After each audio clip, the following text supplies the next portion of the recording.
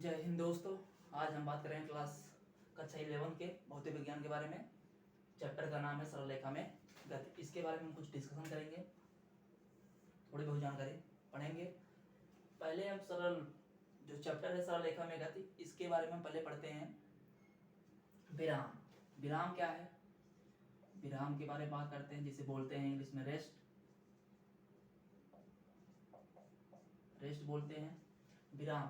जब कोई वस्तु समय के साथ अपनी पोजीशन को चेंज नहीं करती है तो उसे हम विराम कहते हैं।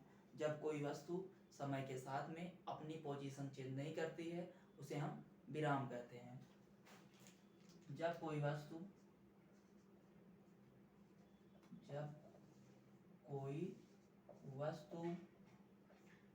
समय के साथ अपनी स्थिति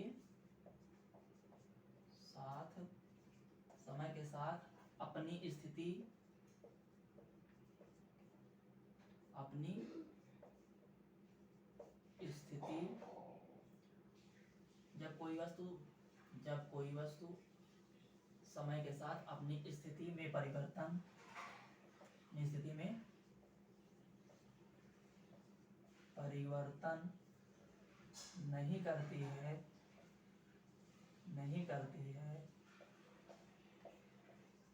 करती है तो उसे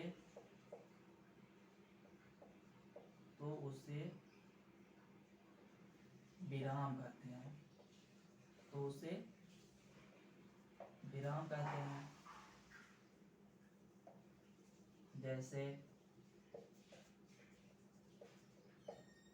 जैसे स्थिर घर, जैसे सपोज करो स्थिर घर है, जैसे मकान हो गया। चेयर, रूम में चेयर पड़ी है, समझ लीजिए। जो कुर्सी है, सपोज करिए रूम में कुर्सी रखी हुई है, कुर्सी। इसी तरह मेज की बात करते हैं। इसी तरह की वस्तुएं, मतलब जो समय के साथ अपनी स्थिति में परिवर्तन नहीं करती हैं उसे हम विराम कहते हैं। और इसके बाद हम बात करते हैं गति के बारे में हम बात करते हैं। गति क्या होता है? जब कोई वस्तु समय के साथ अपनी स्थिति में परिवर्तन करती है तो उसे हम गति कहते हैं।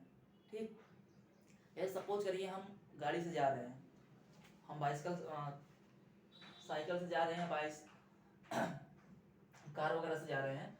तो सपोज करिए, तो अगर हमसे पूछा जाए तो हम क्या कर रहे हैं? हम समय के साथ अपनी स्थिति में परिवर्तन कर रहे हैं। जैसे हम कुछ टाइम चौराहे पे थे, ठीक, 5 मिनट बाद हम क्या करेंगे?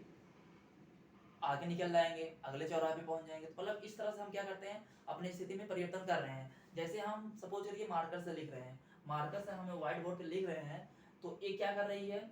मार्कर अपनी स्थिति को चेंज कर रही है। सपोज करिए अभी मैंने यहाँ लिखा, ठीक, तो ये क्या है कि समय के साथ जैसे समय चेंज हुआ तो इसने भी क्या किया? अपनी पोजीशन में चेंज किया, ठीक, अपनी स्थिति में परिवर्तन किया है। जैसे सुबह होता है, शाम होता है, तो ये क्या कर रही है? सुबह हुआ, शाम हुआ, तो इस समय अपनी पृथ्वी क्या करती है? अपनी पोजीशन को अपनी स्थिति में परिवर्तन करती है, समय के साथ बदलती है, ठीक। तो इसे हम कहते हैं गति। जो अपनी स्थिति में परिवर्तन करेगी समय के साथ उसे हम गति कहते हैं, जो नहीं करती है उसे हम विराम कहते हैं। ठीक, इतना। अब इसके बाद हम पढ़ते हैं दूरी। इसके बाद हम बात करते हैं दूरी क्या होता है? किसी गतिशील वस्तु द्वारा तय की गई पथ की लंबाई को हम दूरी कहते हैं। किसी गतिशील वस्तु द्वारा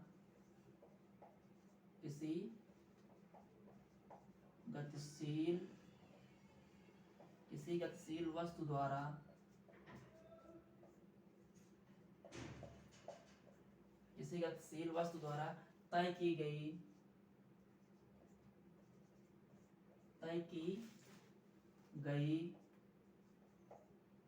पथ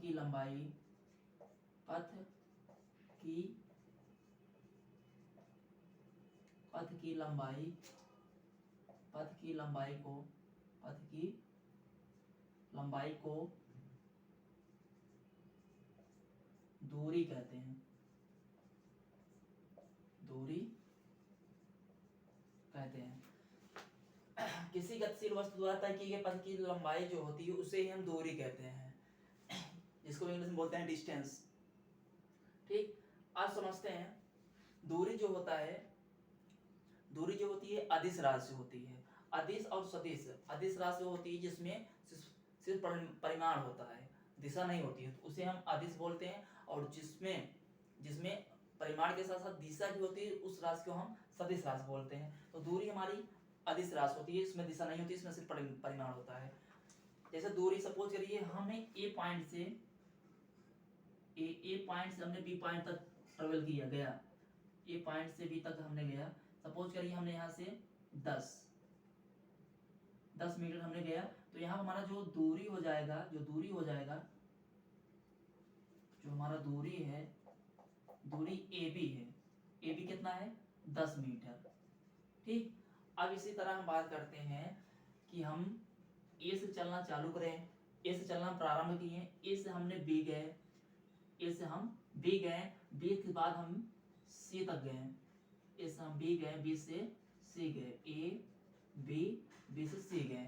सपोज करिए हमने A से गया है 4 मीटर, A से हमने गया है 4 मीटर और B से हमने C गया है 3 मीटर। तो हमारा यहाँ जो दूरी हो जाएगा, तो दूरी हम बात करेंगे यहाँ पे, दूरी जो हमारी दूरी होगी यहाँ पे कुल, तो AB A से B तक गया है, A से B तक गया, AB plus BC plus BC, A से B, B से C। तो हमारा AB कितना है? AB बराबर है 4 मीटर, AB जो है हमारा है 4 मीटर और BC कितना है? BC हमारा है 3 मीटर, 3 मीटर। दूरी हमारा जो आ जाएगा टोटल, जो हमारा डिस्टेंस आएगा टोटल 7 मीटर, जो दूरी आ जाएगा 7 मीटर। इसके बाद हम बात करते हैं विस्थापन। इसके बाद हम बात करेंगे विस्थापन। यहाँ तक हो गया, तो अब इसके बाद हम बात करते हैं विस्थापन की।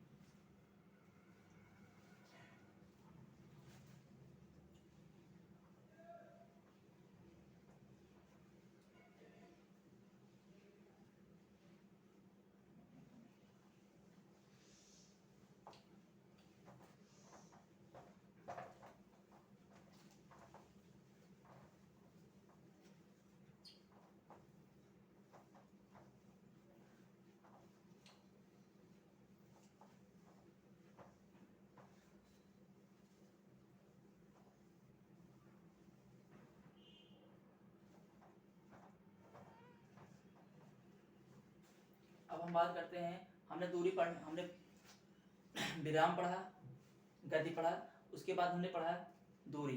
अब दूरी के बाद हम बात करते हैं विस्थापन। अब हम बात करते हैं विस्थापन की। विस्थापन क्या होता है?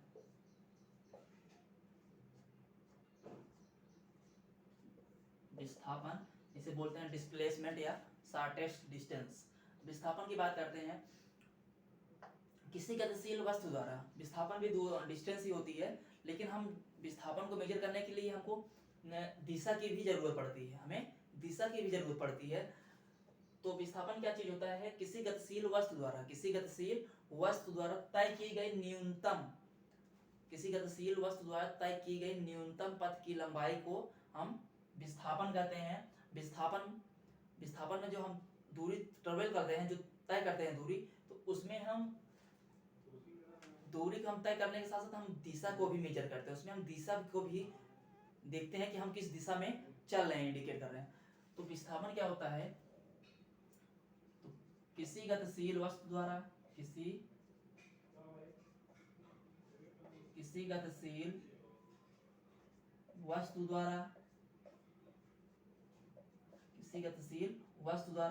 तय की गई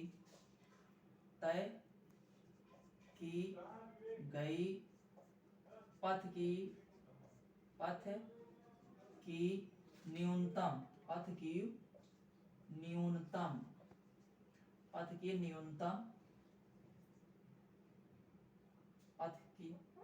की न्यूनतम लंबाई को, पथ की न्यूनतम दूरी को, पथ की न्यूनतम दूरी को, पथ की न्यूनतम दूरी को विस्थापन कहते हैं।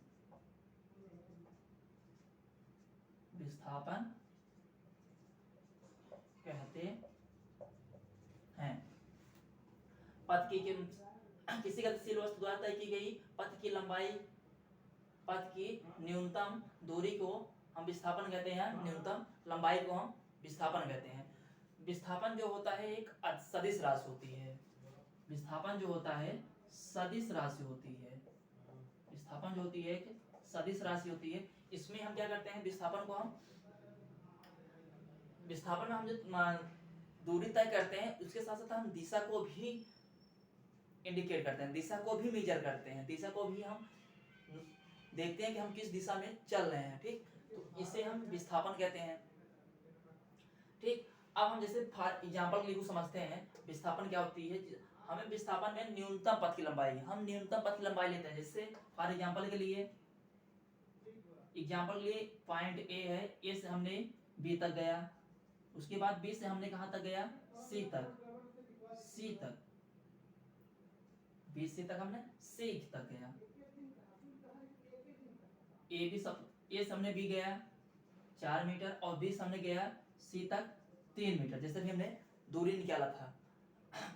तो हमें विस्थापन की बात कर रहे हैं हम। विस्थापन में हम न्यूनतम लंबाई की बात करते हैं। जैसे अब यहाँ से हमने ए से बी गया, बी से हमने सी तक गया, तो हमें यहाँ विस्थापन निकालना है। तो हमें जब विस्थापन निकालना है तो हम यहाँ पे प्रारंभिक और अंतिम बिंदु को ही हम मेजर करते हैं, मापते हैं। तो इसे ही हम क्या कहते हैं, विस्थापन।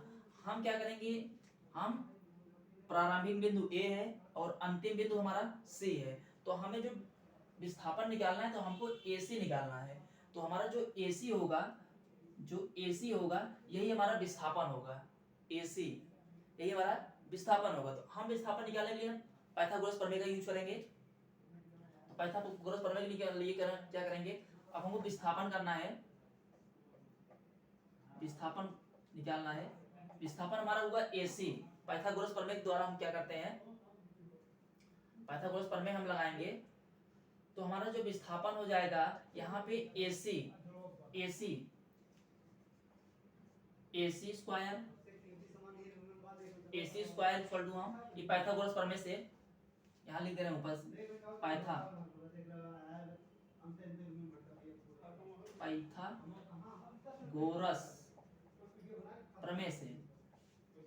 पाइथागोरस प्रमेय से हम क्या करेंगे, विस्थापन को निकालेंगे। तो विस्थापन हमारा क्या है, AC है। AC स्क्वायर इक्वल टू हो जाएगा हमारा AB square plus BC square. अब हमारा AB कितना है, 4 मीटर का होल स्क्वायर प्लस BC कितना है, 3 मीटर, 3 का होल स्क्वायर। अब हमारा जो आ जाएगा ये हो जाएगा 16 मीटर प्लस ये हो जाएगा कितना, 9 मीटर, और ये हो जाएगा हमारा कितना, 25, टोटल हो जाएगा ये 25 मीटर स्क्वायर। अब हम यहाँ AC फाइंड कर रहे हैं, AC स्क्वायर में है, ठीक है, स्क्वायर में है, तो हम इसका रूट लेंगे। तो हम इसका रूट ले लेंगे तो हम इसको लिखेंगे AC इक्वल टू लिख सकते हैं अंडर रूट 25 मीटर स्क्वायर। अब हमारा जो AC आ जाएगा ये 5 का वर्ग है, ठीक, ये 5 स्क्वायर है, वर्ग है, तो 5 का वर्ग जो है ये कितना हो जाएगा 5, और मीटर स्क्वायर तो यहाँ पे मीटर हो गया 5 मीटर हमारा जो AC आ जाएगा। मतलब ये हमारा जो विस्थापन आएगा, डिस्प्लेसमेंट, ये आएगा 5 मीटर। यही हमारा AC जो हो जाएगा यही हमारा विस्थापन है, यही हमारा विस्थापन कहलाएगा। ठीक, AC जो है 5 मीटर आएगा।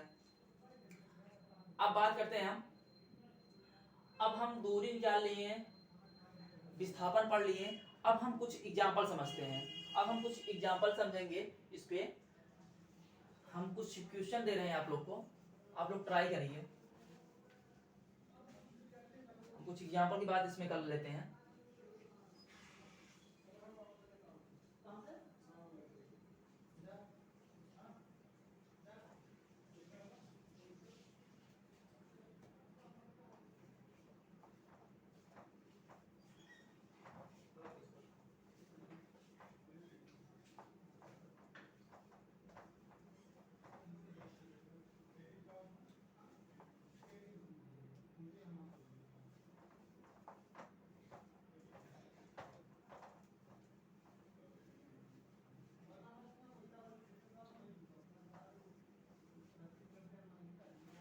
हम एग्जाम्पल बात करते हैं, थोड़ा 2-3 बात के एग्जाम्पल बात करते हैं, कुछ एग्जाम्पल समझ लेते हैं। जैसे हम बात करते हैं, ये हमारा सर्कल है, ये हमारा सर्कल है, ठीक। सर्कल से एक बिंदु से बी बिंदु तक, मतलब कोई वस्तु गतिशील वस्तु है, ए बिंदु से बी बिंदु तक जाती है, जो एक चौथाई क्या करती है, दूरी को तय करती है। एक चौथाई मतलब ए से बी तक उसने जाने में एक चौथाई